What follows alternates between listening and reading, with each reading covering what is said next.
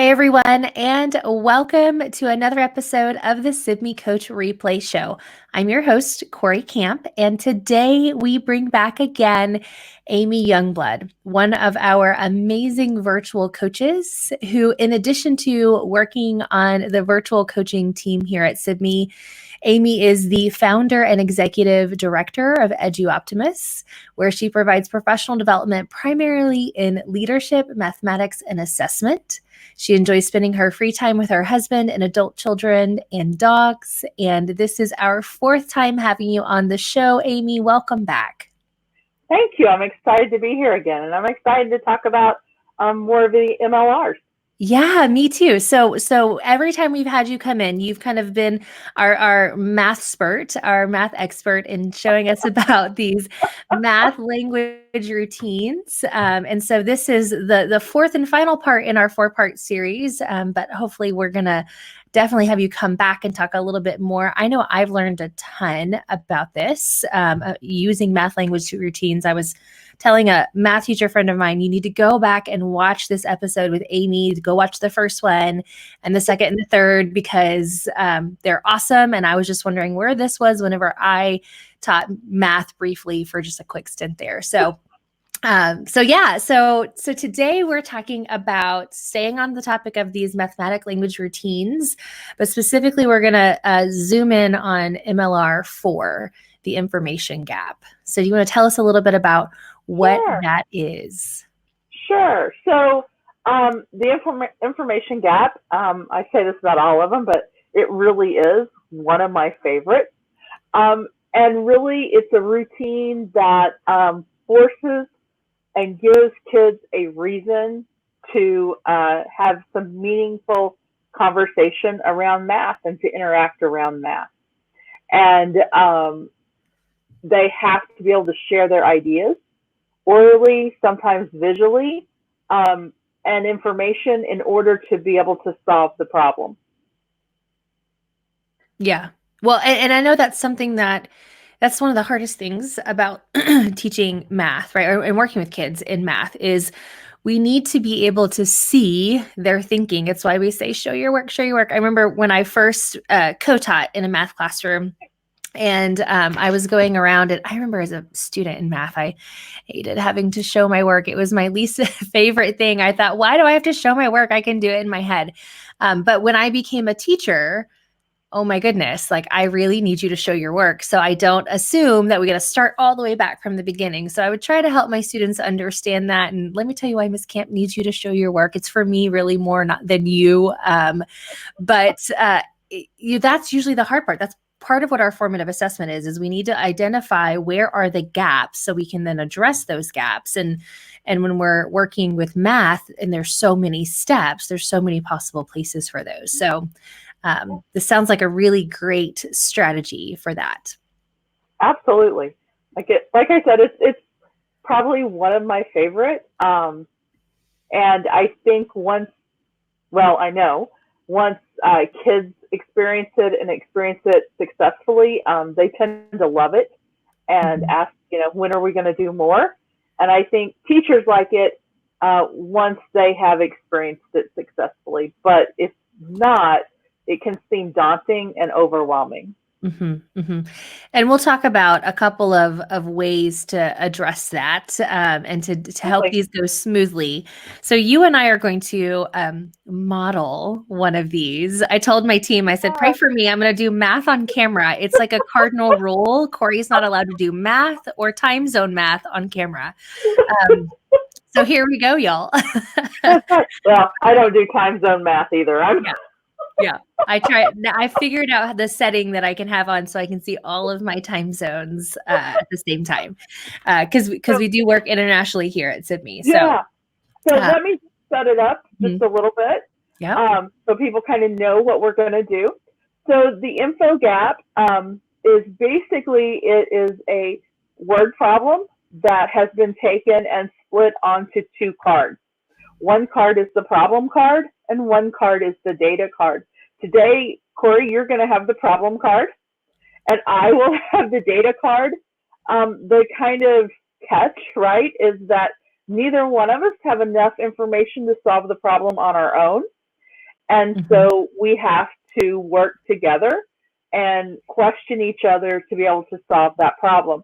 The first rule of InfoGap is that I can't just show you my card and you can't just show me your card, right? We actually have to communicate, which kids like to try to do that. Oh, I'll just show you my card. Nope, that doesn't work.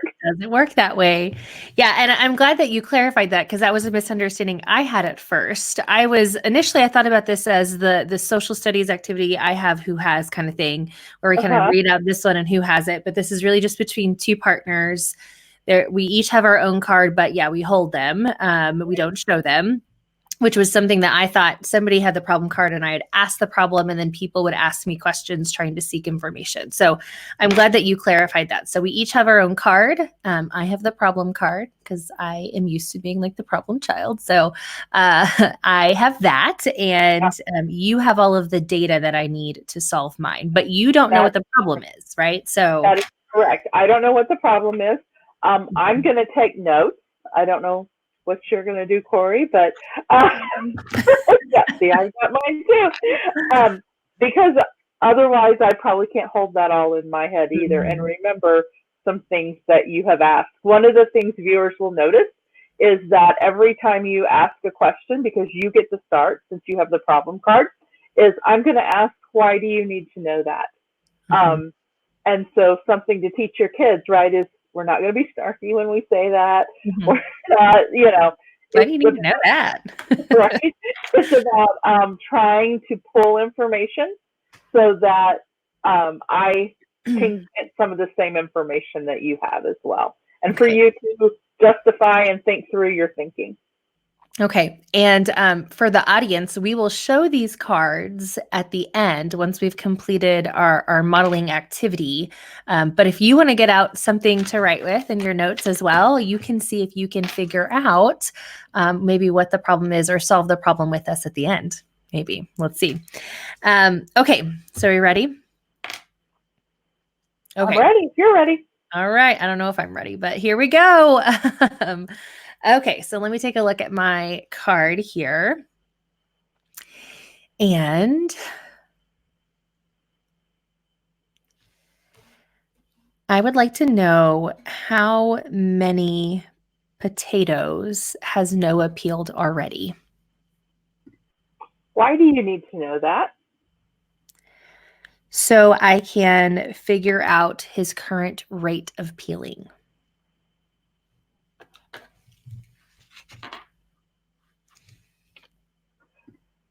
Noah has already peeled 8 potatoes. Okay. And are all the potatoes the same size? Why do you need to know that? Because I'm thinking some potatoes might be faster at peeling than others if they're larger or smaller. I'm sorry, I don't have that information. Okay. How long has Noah been peeling? Why do you need to know that? So I can find out how fast he's been peeling his 8 potatoes. Noah has been peeling for 10 minutes. Okay.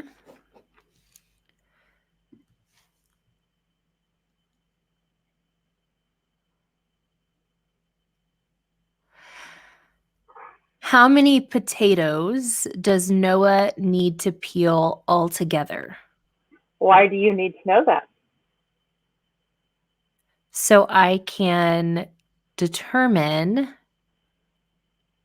how many potatoes he needs to peel in his time.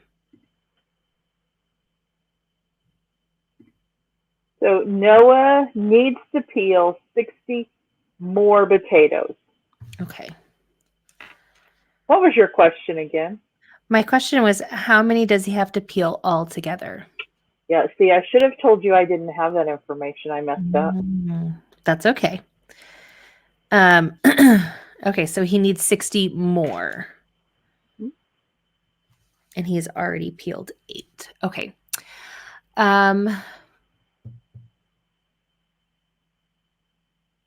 How much more time does Noah have to peel?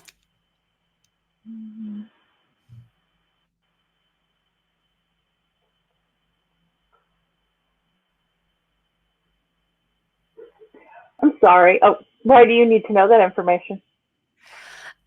Because I know he's been peeling for 10 minutes already, and I need to figure out how many potatoes he can peel in the time remaining. So I need to know how much time is remaining.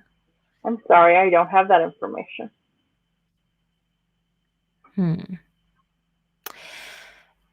Let me ask in a different way. How much time does Noah have to peel altogether? Huh. Why do you need to know that? So I can figure out if he has enough time to peel all his potatoes. Noah needs to be finished peeling in 1 hour and 10 minutes. Okay.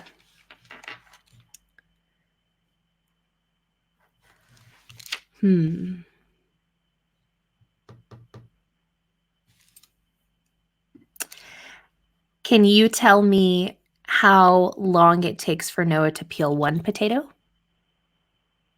Why do you need to know that information? Because I need to determine his rate per potato. I'm sorry, I don't have that information. Okay. How many minutes are in an hour? Why do you need to know that information? Because I have to determine how many potatoes per minute he can peel. Okay, so there are 60 minutes in an hour. Okay. I think I have enough information to solve. And I think I have enough information to solve as well. Okay. So now we're going to take a little bit of time to try to solve our problem. Okay, here we go.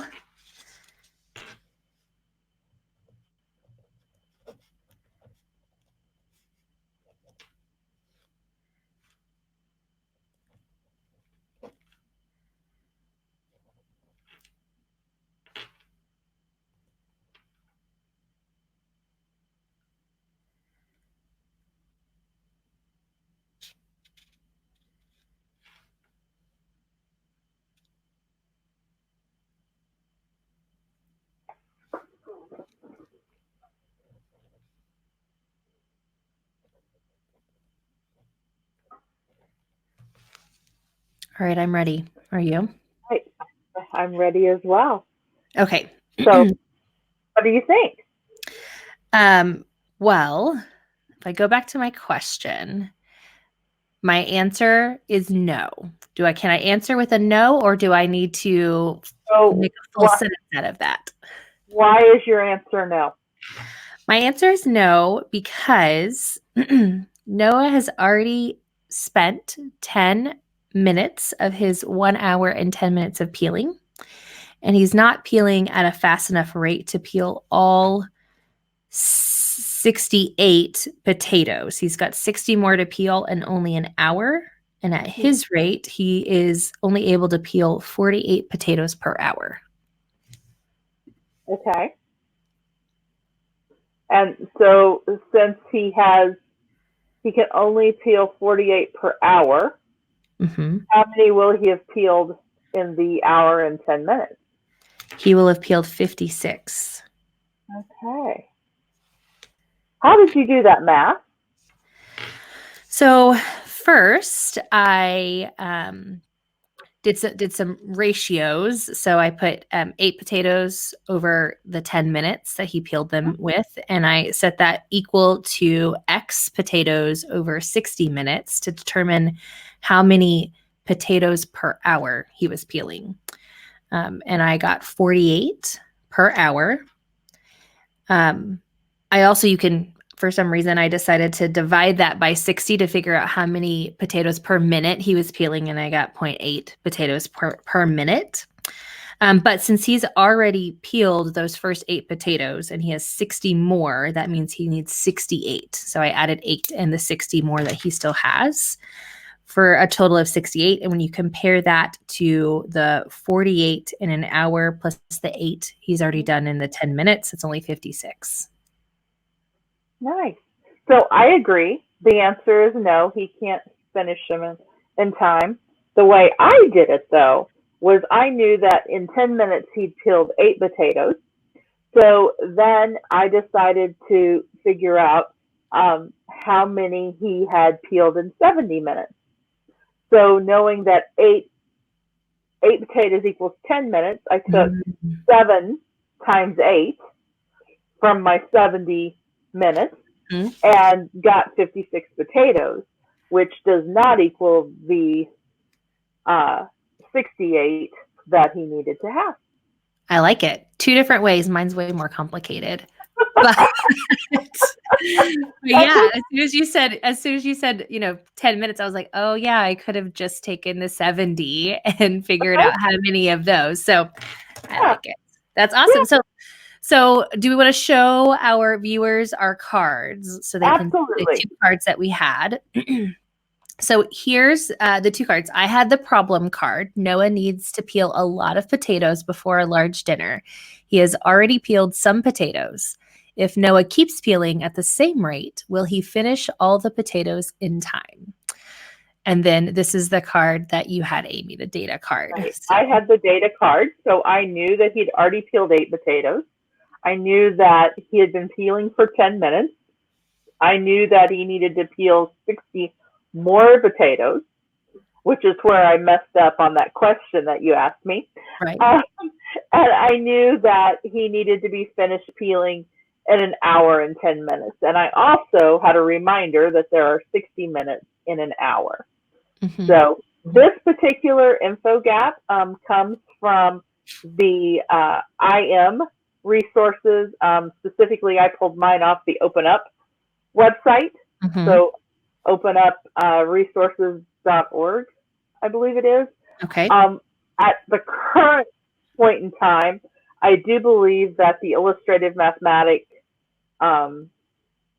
resources are the only ones that have these cards already built in to the units and lessons. However, I have built my own before. So, and it's really just as simple as taking a word problem and putting the information without the numbers, right, into the problem side, and then making your data onto the data side. So it's not too hard. We'll put some resources up of some I've created as well for other grade levels, so that teachers can kind of see what that might look like at their grade level. Yeah, and again, I think this is a great way to focus on the information that you need. One of the things that I would do with my students, my struggling readers, is we would take the problems and we would break that down and say, okay, what's the main idea? What is it asking you?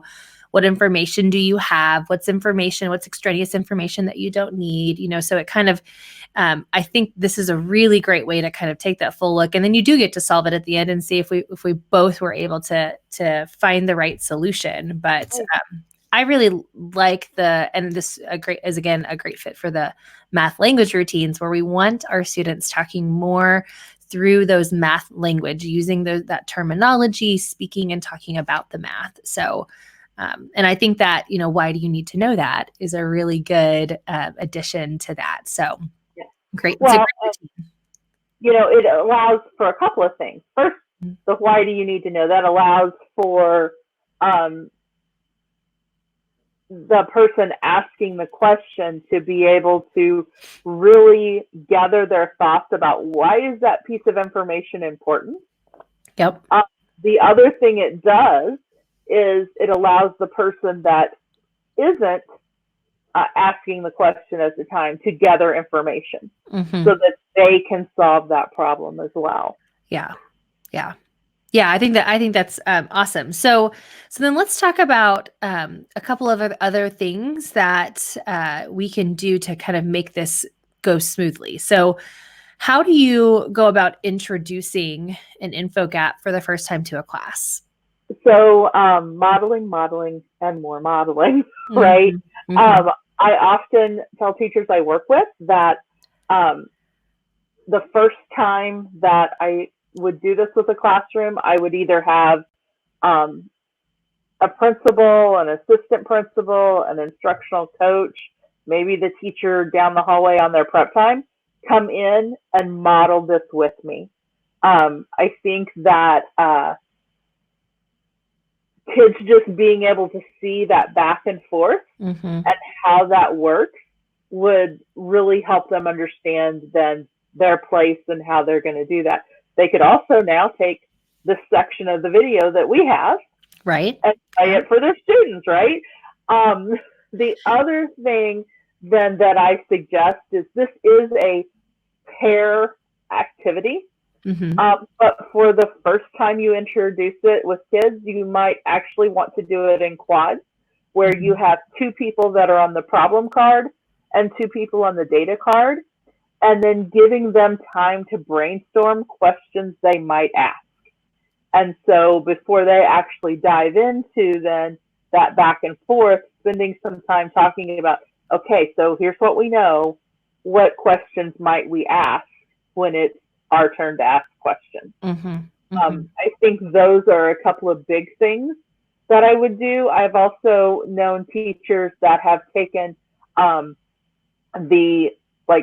they hold the data card and they project the problem card. And the whole class then is the problem card, and they have to ask the teacher the questions. And so that's another great way to kind of model this and ease your students into these kinds of situations. Yeah.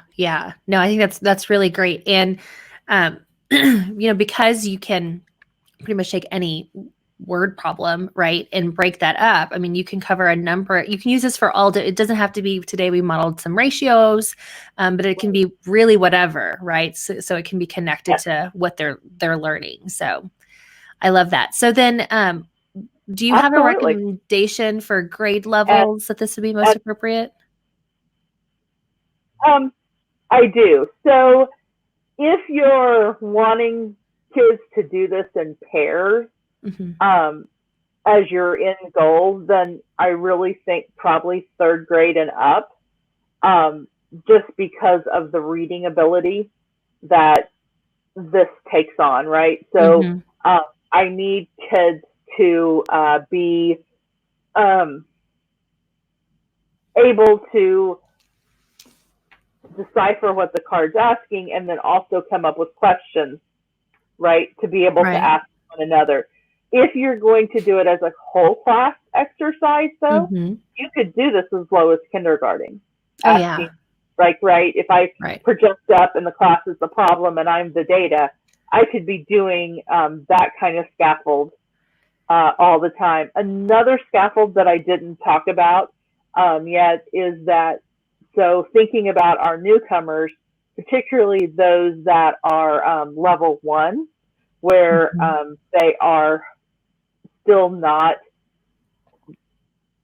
maybe reading English well, they're not speaking English well, letting them do this in their native language. That's a great idea. Yeah.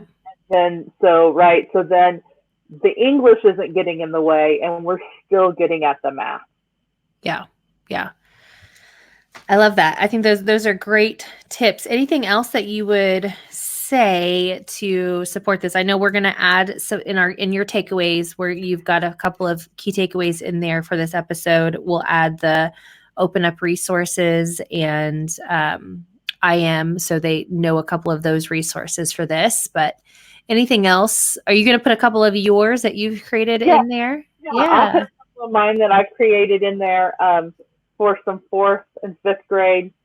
I might have a 3rd grade one as well.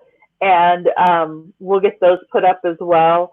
If I were in middle school to high school, certainly I could create my own, but I would probably look through the IM open up materials first just to see, are there some, if we're talking about ratios, can I go ahead and pull these out that are for ratios and just use those? Yeah. It's work smarter, not harder, right? Don't have to Exactly. reinvent the wheel always. So That is exactly correct. yeah, yeah. Well, I love it. This was a really fun. It wasn't as scary as I thought it would be, right? So again, I am one of those who not supposed to do math on camera, but I did it, y'all. And I could see this being something that my son, my 10-year-old, my fourth grader, and even my second grader would really love doing, right? To get to it's a little bit of a mystery that they get to solve, and they kind of get to. But I think it would also, especially for my son, who, he typically does really well with math, but he just takes whatever numbers he can, and he can do lots of things with numbers. But the justification part and that rushing part, that thinking about the process and do I really need to know this information, is something that he struggles with. So I think this could really build some of those really great math thinking skills for him, getting him to kind of slow down because he only has this card and he's got to seek out more information to be able to solve the problem. Yeah, so absolutely. I think that would be great. See some cards that have, extra information that you don't need. Right. Yeah. And so then, particularly then the data person's going, well, wait a minute. Yeah. You've never asked about this. And so now I need to ask about this because yeah. And we didn't talk about that. Did we model that? So if when I think I can solve the problem as the problem card, the data card person still is like, wait a second, maybe there's information you didn't ask, or maybe I'm still not sure what I'm needing to solve. That's your opportunity then to ask some questions. Correct. Right? So in this case, because you had done such a good job explaining every time. I can ask a lot of questions. Yeah. Oh, yeah. Every time I said, why do you need to know that? I didn't need an extra question, but absolutely. So at the end of the problem card person, then the data card person has an opportunity to ask questions as well. Yeah. And the problem card is going to ask that same, why do you need to know that? So that, you're thinking through, you're digging deep, you're doing all of those things that we want you to do. Yeah. Yeah. Like I'm just thinking, I probably, I didn't need to ask, how many minutes are in an hour. But I was kind of thinking through, all right, I need to ask all of my information. But I think the first time, if I would have done this, like the very first time, or my fourth grader would not have asked that question. So that might've been one that you were thinking, why didn't she ask that question? So. Right. Exactly. And it depends, on the age level of the kid. Yeah. So that there's 60 minutes in an hour on the sixth grade ones is there as a support for kids that might trip over that. But thinking about if this is a third grader and we're doing a third grade time, they probably absolutely need that in there. They may need that solid scaffold. Yeah. Right. Exactly. So some of those scaffolds sometimes are dependent upon the grade level and what you think you might want with your students. Yeah, definitely. Well, Amy, as usual, this was another really great, super informative, which is perfect for the information gap episode. So I love these, and the fact that we've only been able to go through kind of 4 of all of the 8 MLRs leaves room for more for you to come back. Definitely.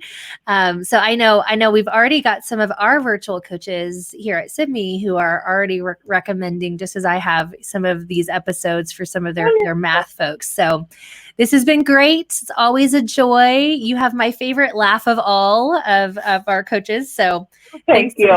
Thanks again for joining us. And audience, tune in next week for another episode of the Sibme Coach Replay Show.